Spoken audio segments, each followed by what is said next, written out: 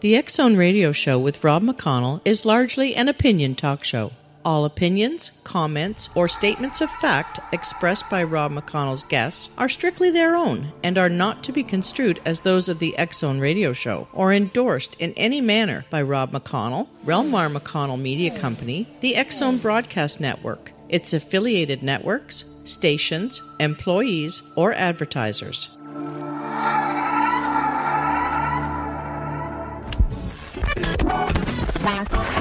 All Hit Radio.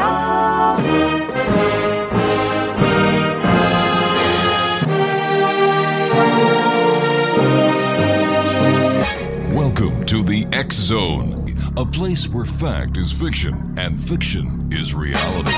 Now, here's your host, Rob McConnell. 1-877-528-8255 is toll-free throughout the U.S., Canada, Alaska, and Hawaii. Welcome back to the X Zone, everyone. My name is Rob McConnell, and we're coming to you live and around the world from our studios in Hamilton, Ontario, Canada, which is on the shores of Lake Ontario between the cities of Toronto and Niagara Falls, smack dab in the middle of the Great Lakes Triangle. Our toll-free number, once again, is 1-877-528-8255. My email address is xzone@talkstarradio.com. On MSN Messenger, talkstarradio@hotmail.com. And our websites, www.xzoneradio.com and www.xzonetv.com. My guest this hour is Ann Druffel. And we're going to be talking about UFOs. Our first guest tonight was Stanton Friedman, the father of modern-day ufology. And we're working our way up to the 2nd, 3rd, and 4th of July, which are the Roswell anniversary dates. After all, the crash of the UFO in Roswell occurred on July the 4th, 1947. So Anne is also involved in ufology. She began investigating UFO reports in Southern California in about April 1957 with the National Investigations Committee on Aerial Phenomena, known as NICAP, which was directed by the UFO research pioneer Major Donald E. Kehoe, who was formerly of the United States Marine Corps, and became acquainted with Dr. James E. McDonald through his contacts with the Los Angeles NICAP subcommittee from 1966 to 1971, following the NICAP's demise in 1970, and joined the Mutual UFO Network and then the newly formed Center for UFO Studies. Now, Anne has researched, now listen to this, Exo Nation, she has researched over 2,000 Los Angeles Basin reports, including alleged landings, UFO photo cases, close encounters with physical effects on witnesses and terrain, alleged abduction reports, and other UFO-related phenomena.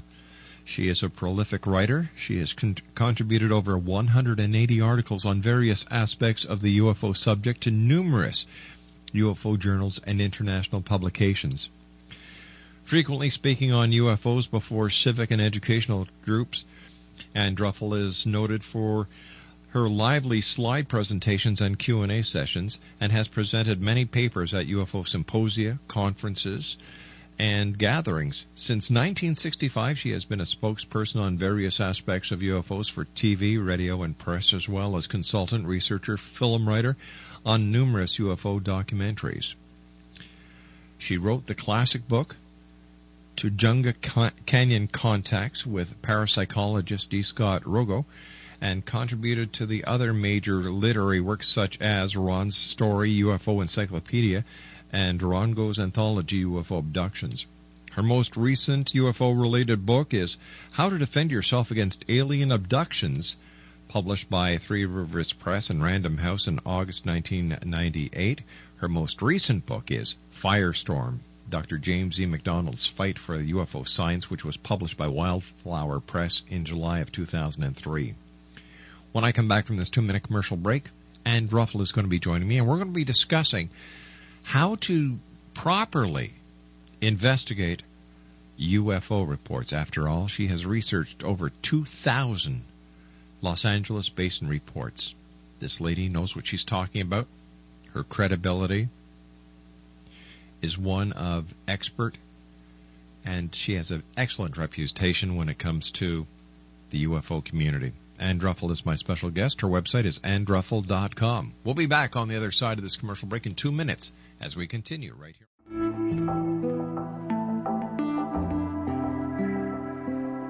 Take a step back in time and discover old Florida cuisine at Marsh Landing Restaurant in Fellsmere.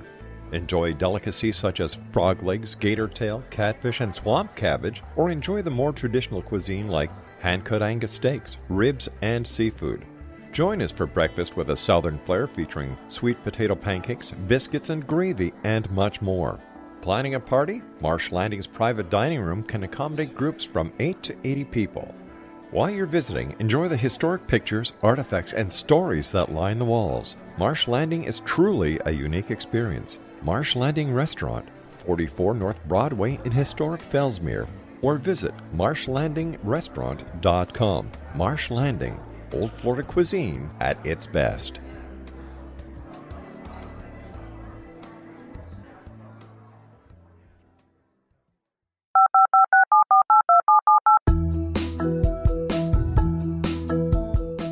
Did you know that when you're on the road with limited data or Wi-Fi, you can still listen to the X-Zone radio show with Rob McConnell, The Science of Magic with Gwilda Wiyaka, X-1, Dimension X, Space Patrol, and every minute of the X-Zone broadcast network by calling 213-401-0080, courtesy of Audio Now.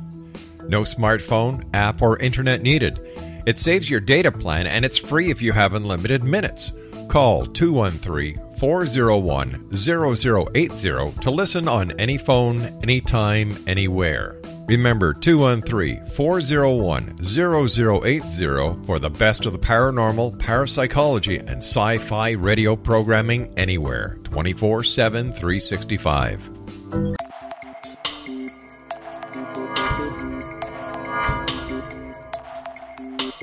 Are you interested in the paranormal, ghosts, UFOs, or psychic phenomenon?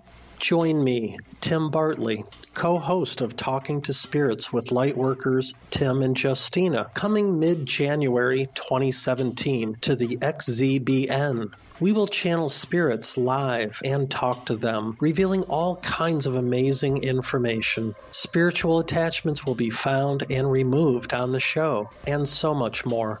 To find out when you can listen to Talking to Spirits with Lightworkers Tim and Justina, visit www.xzbn.net for listeners on both sides of the veil.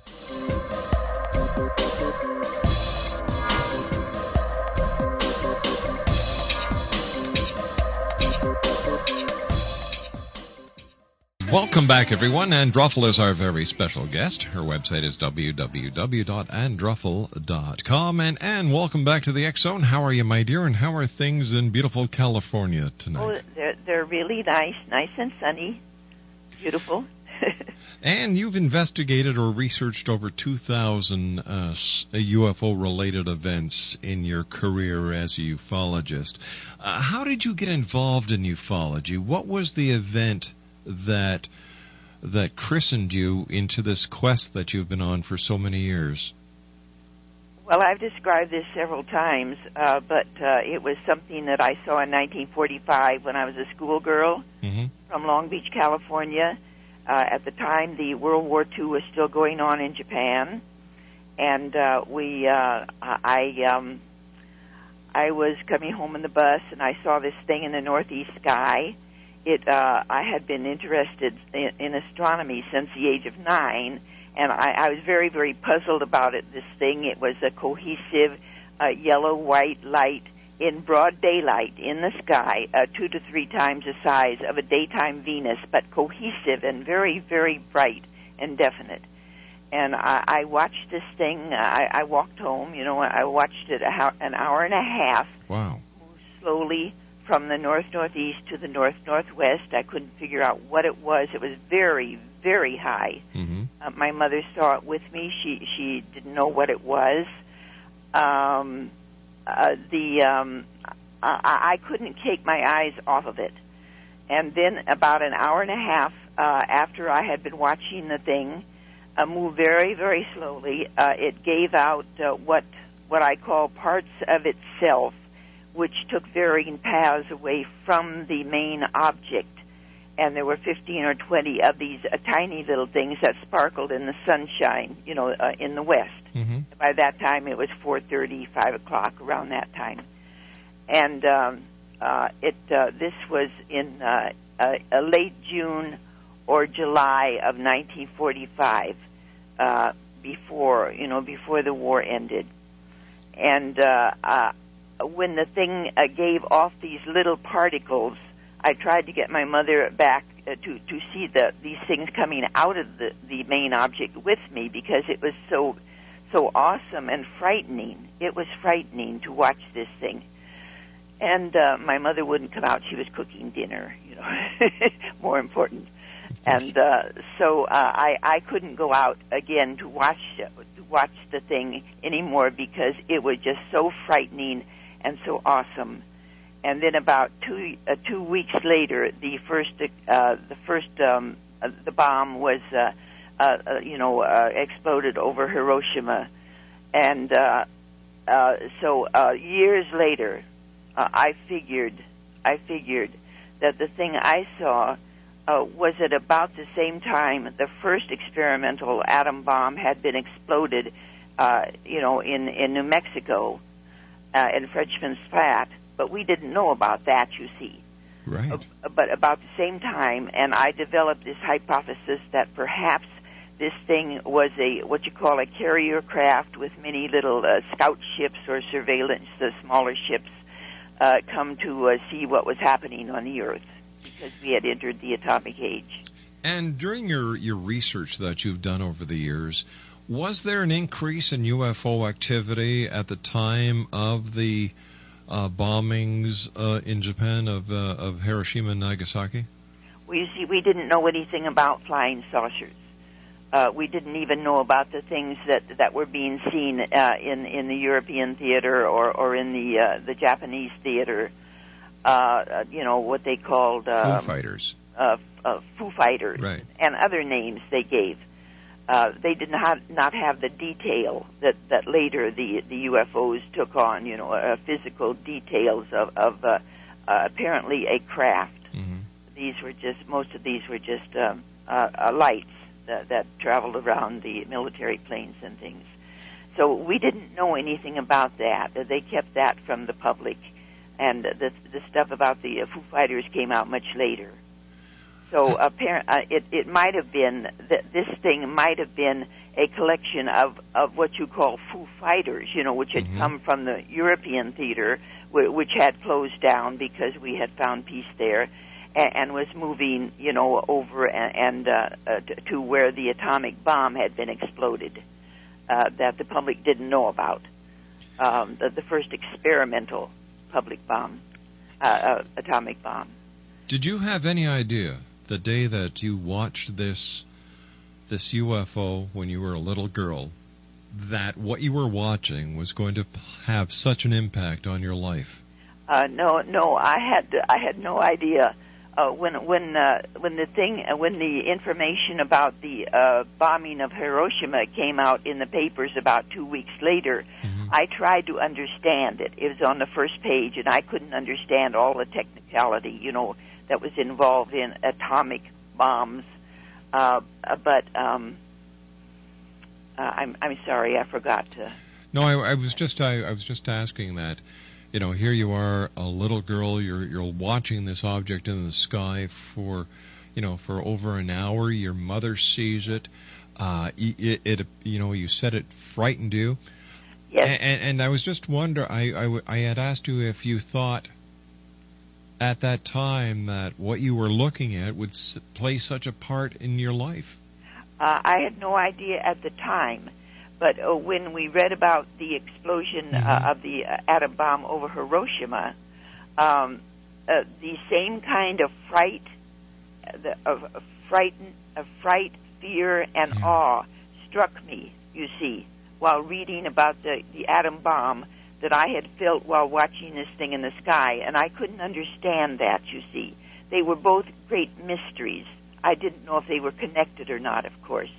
But then when Major Kehoe, began to write his books and formed NICAP, or took the directorship of NICAP, by that time I was working, and I joined. I started reading his books first in 1950, you see, and by the time he became director of NICAP in 1957, I joined right up, one of the first members that joined him.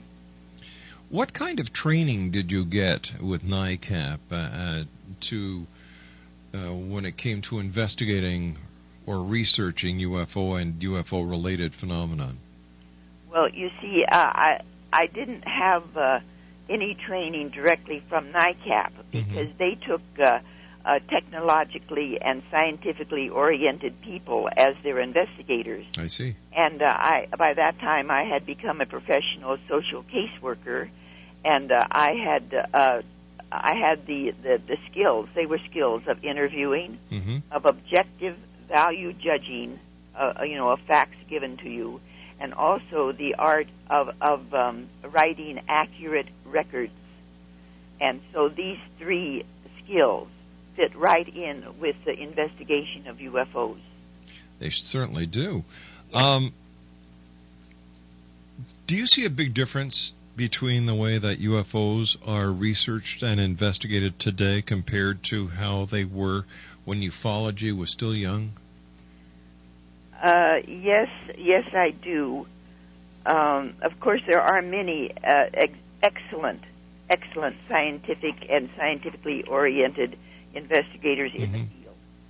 But there are also a lot of people who call themselves researchers and investigators, and they will receive cases from the public of what the public, this public person saw in the sky, and it's presented almost immediately on the Internet now as a report.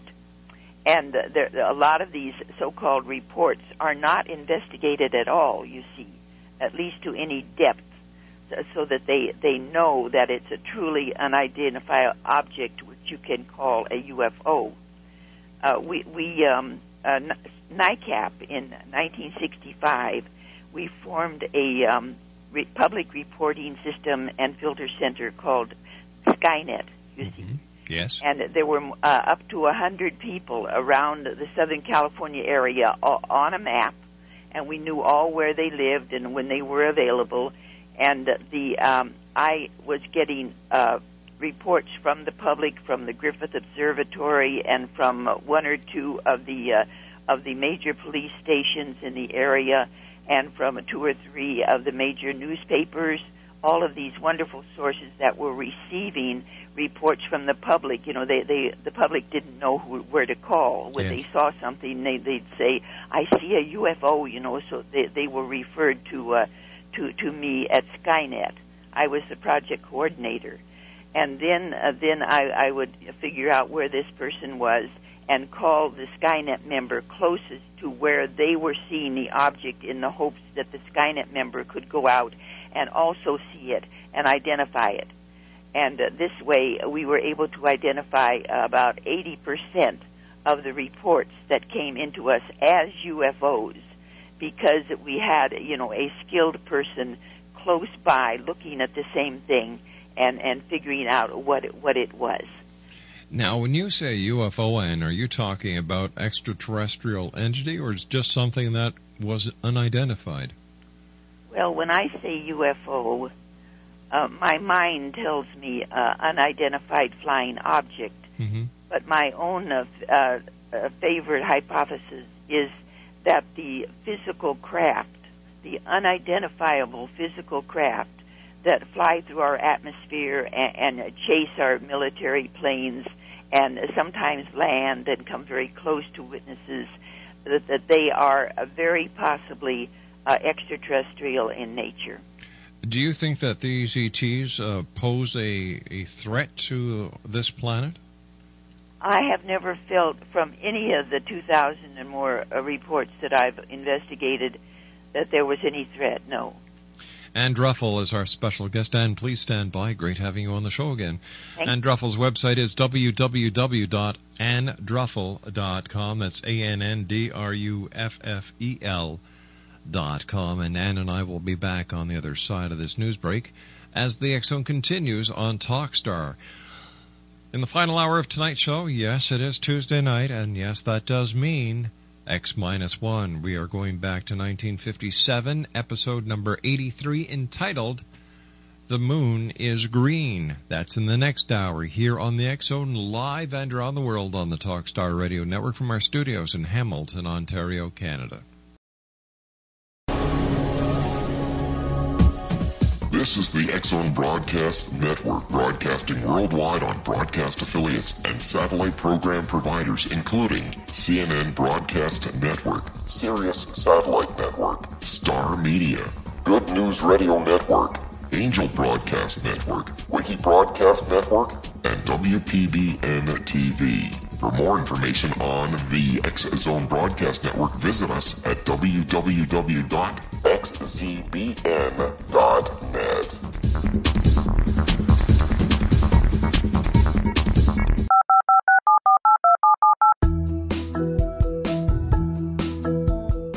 Did you know that when you're on the road with limited data or Wi-Fi, you can still listen to the X Zone Radio Show with Rob McConnell, The Science of Magic with Gwilda Wiyaka, X-1, Dimension X, Space Patrol, and every minute of the X Zone Broadcast Network by calling 213-401-0080, courtesy of Audio Now. No smartphone, app, or internet needed. It saves your data plan, and it's free if you have unlimited minutes. Call 213-401-0080 to listen on any phone, anytime, anywhere. Remember, 213-401-0080 for the best of the paranormal, parapsychology, and sci-fi radio programming anywhere, 24/7, 365. Welcome back to the X Zone, everyone. My name is Rob McConnell. We're coming to you live and around the world from our studios in Hamilton, Ontario, Canada, and our fine family of broadcast affiliates across Canada, the United States, Central America, the Caribbean, South America, the Pacific Rim, 24 Asian countries, and across Europe. And Druffel is my special guest. We're talking about UFOs. And if you'd like to give us a call and ask Ann a question, our toll-free number is 1-877-528-8255. That's toll-free at 1-877-528-8255. And how would you investigate a UFO sighting, and what would be the proper procedure for people who are just getting into the field today that they should follow when investigating or researching an alleged UFO landing?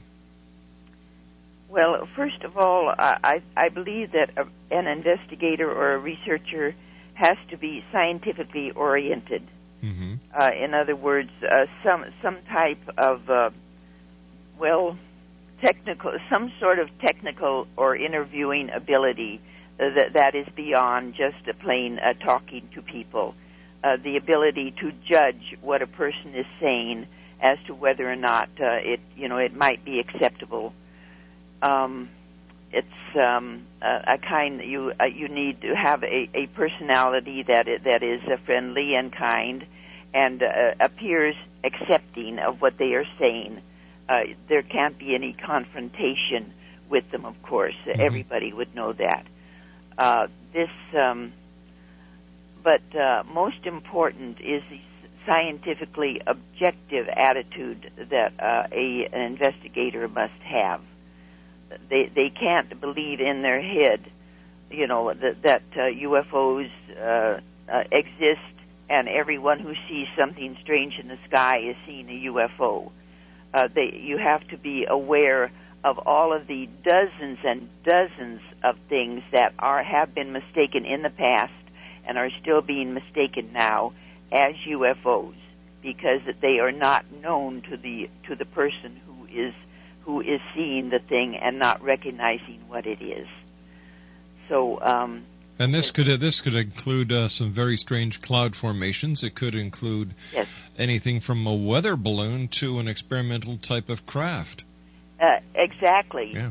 Exactly, and in this area especially, and Southern California, you know what Southern California is like, but it might be other places around the world. They have what are called candle balloons. At least Yes. they did years ago. They would fill a plastic bag, that had covered garments that had been dry cleaned. They would fill it with hot air, and then at the bottom they would arrange a little wooden circle and put candles on it, and then they would insert that, or they would insert the plastic bag over the candles, which were already lit, and this is the way the bag would fill with air, and then they would let it up into the air. And sometimes they were generally set off at night, sometimes 2, 3, 4, 5 at a time. And these were mistaken time and time again, hundreds of times, by witnesses as UFOs. But we learned to identify them by the fact that they traveled with the wind, Mm-hmm. or that they, the way they bounced in the air. Or through Skynet, of course, if you could get someone close enough to where the witness was seeing this strange thing in the sky, the witness could go out and identify it as a candle balloon, because they might be closer to the object than the original witness. Interesting. What was one of your most profound investigations or research that you did as an investigator, Anne? How would you choose? Of course, the Heflin photos, which are still being investigated, was one of the main photo cases that was taken on by NICAP in 1965, and I don't know if you're aware, or if your listeners are aware of the Heflin photos. Well, why don't we tell them? They were photographed by a highway engineer on the edge of Santa Ana, California. Mm-hmm. He was a highway maintenance engineer with the Santa Ana Traffic Department, and he had, of course, part of his job was to identify things along the highways that would impede traffic or make traffic difficult or dangerous. And so one day, August 3rd, 1965, he was traveling about 1.5 miles south of the freeway that goes through Santa Ana, and he saw this thing go over his truck. And of course, he had the camera right by his seat, because he had stopped to photograph it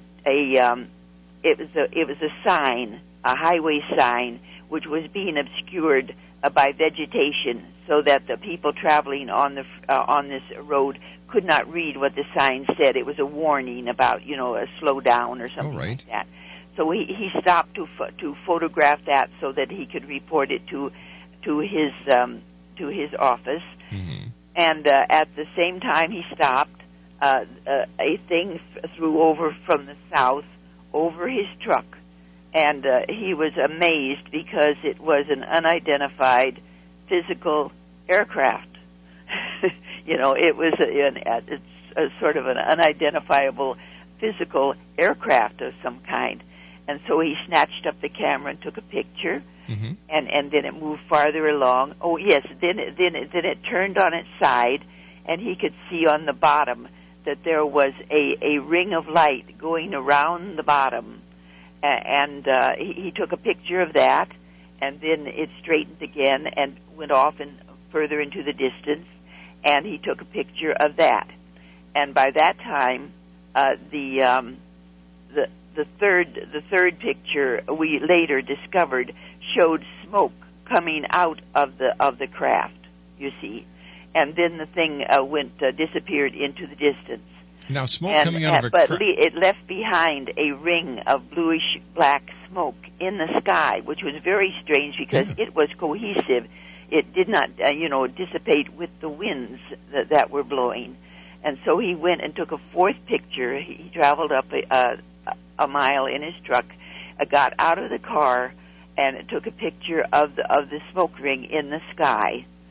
And so those were the Heflin photos, and to this day they are still being studied avidly by scientists. Isn't it very rare that a UFO expels smoke, Anne? It's been known before that there are 2 or 3 other photos of from around the world where there's either a smoke ring around an object of basically the same shape as the Heflin craft, or it's apparent that such a craft has left a smoke ring in the sky. But these have not been investigated thoroughly, as far as I know, like the Heflin photos. And so they are considered now to be probably the most valuable set of UFO photos that have ever been taken. And how about alien abductions? Have you investigated abduction cases? And if so, how did you investigate them?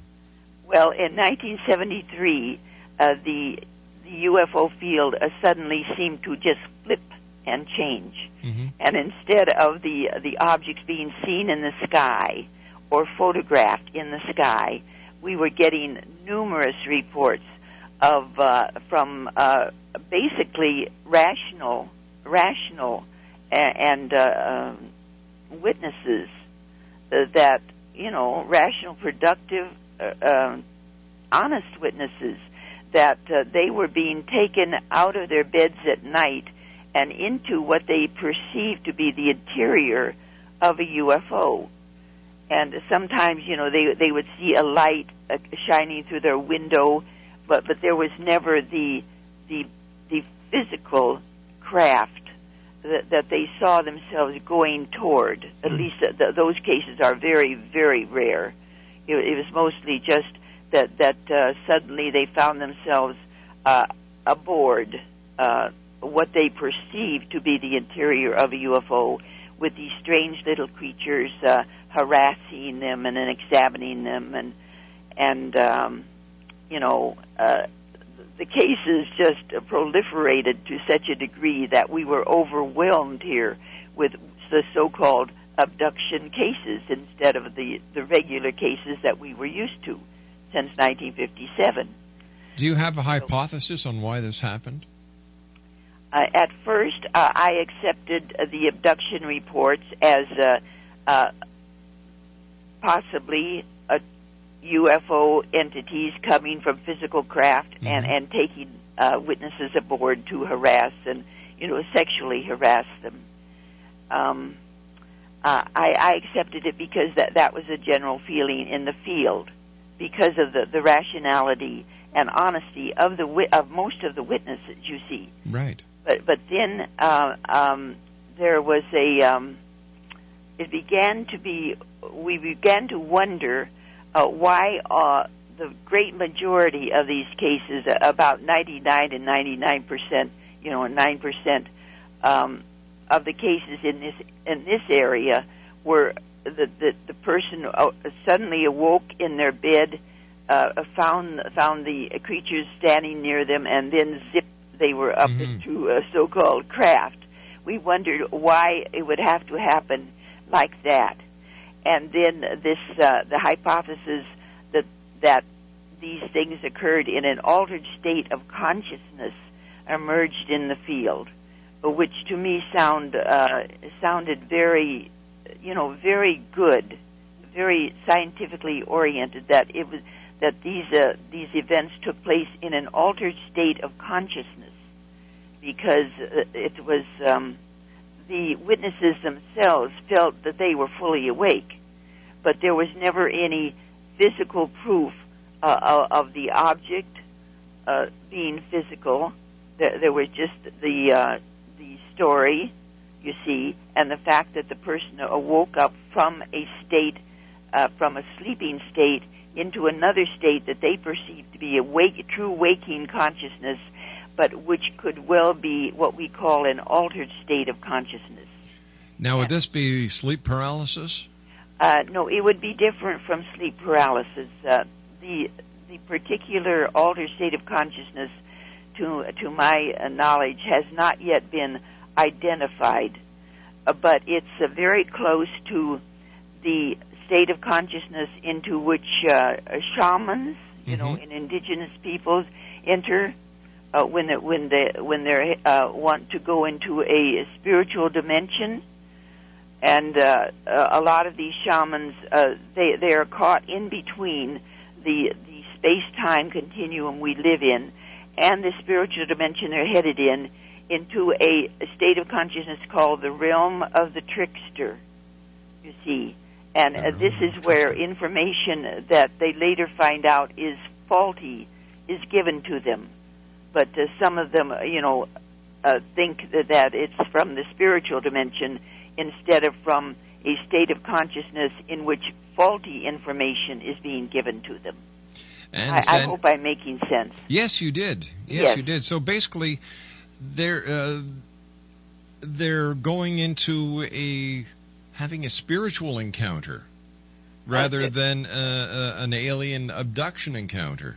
Oh, well, when I say spiritual, I mean a good. Yes. A good spiritual encounter.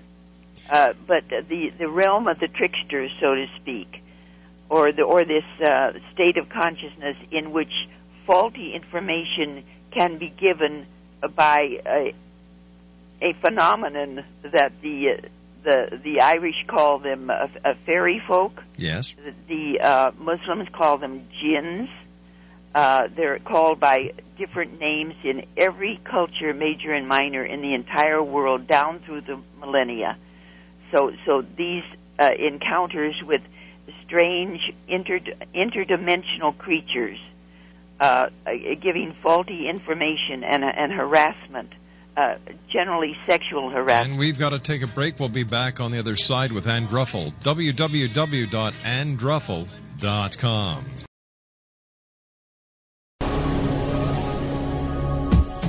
This is the X-Zone Broadcast Network, broadcasting worldwide on broadcast affiliates and satellite program providers, including CNN Broadcast Network, Sirius Satellite Network, Star Media, Good News Radio Network, Angel Broadcast Network, Wiki Broadcast Network, and WPBN TV. For more information on the X-Zone Broadcast Network, visit us at www.xzbn.net.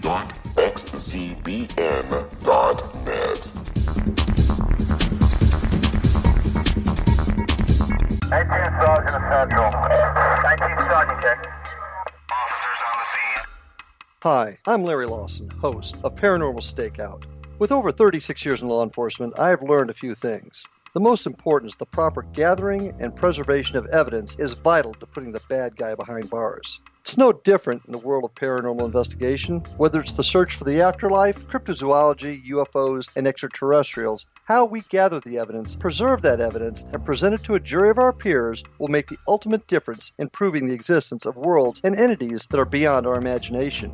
Join me, Larry Lawson, every week on Paranormal Stakeout when, along with my guests, we'll take a journey to prove with indisputable evidence what man has struggled to believe for centuries. Go to xzbn.net for the broadcast schedule and check me out at paranormalstakeout.com.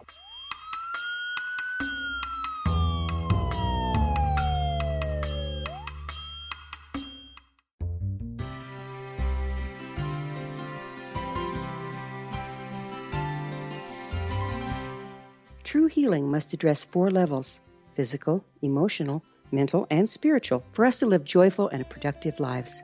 We tend to treat 3 of the 4, leaving the spiritual languishing. If you're tired of the same dysfunctional patterns cropping up in your life, Soul Balancing is for you. Trixie Phelps, owner and founder of Soul Balancing, is a naturally gifted energy healer trained in numerous esoteric forms, including shamanism. Trixie has created a powerful modality that safely and effectively clears your energetic field. A soul balancing session can remove interference, heal trauma, and restore your hope. Contact Trixie for a life-changing long-distance session today www.soulbalancing.world.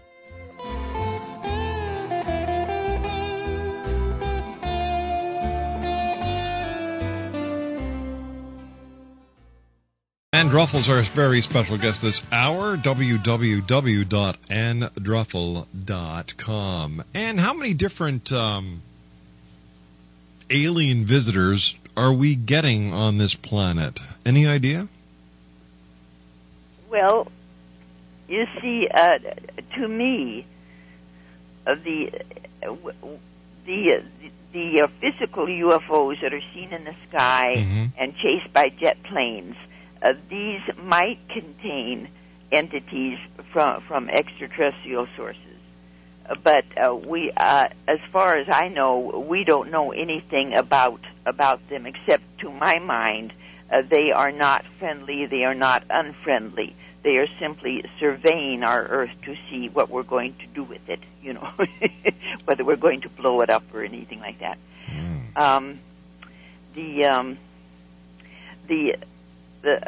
Other researchers say that there are up to 70 different types of entities, but these are generally the researchers that believe that the so-called abductors are physical in themselves and are from the physical UFOs. This is a scenario that I do not accept. I have a separate phenomenon. I mean, a separate scenario that the so-called abductions, which occur in altered states, are a separate phenomenon from the UFO field itself. It's something that's happened to cultures around the world for millennia. They're basically all the same, except that they have the ability to shape-shift and take different shapes and wear different kinds of clothing according to the culture in which they appear, you see. And the harassment that they impose upon their victims differs according to the culture, what the culture can accept, you see. I see. I mean, like in Ireland, leprechauns. Well, no. You see, these creatures are both good and bad. They're an interdimensional type of creature, and they're both good and bad. And it's the bad type of this interdimensional type of creation that causes the so-called abductions. But of course, a leprechaun is basically a good fairy, like a brownie. Oh, right. But there are other types of so-called fairy folk that the Irish have reported for centuries that do a certain sexual harassment, but it's a milder type than what goes on in our country or in Muslim countries, you see. And we have to say so long for now, but it's been a great hour having you with us here on the X Zone. Thanks very much for sharing your knowledge, your experience, and your expertise with us here on the X Zone. You're very welcome. Thank you. Take care of yourself, Ann. You too. Bye-bye, dear. Ann Druffel, www.anndruffel.com, one of the most experienced UFO researchers and investigators that we've had here on the show, with over 2,000 cases to her credit.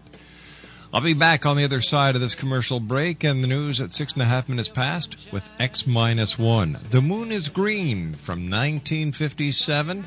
It is episode number 83. We'll be back on the other side as we continue live and around the world right here in the X Zone on Talk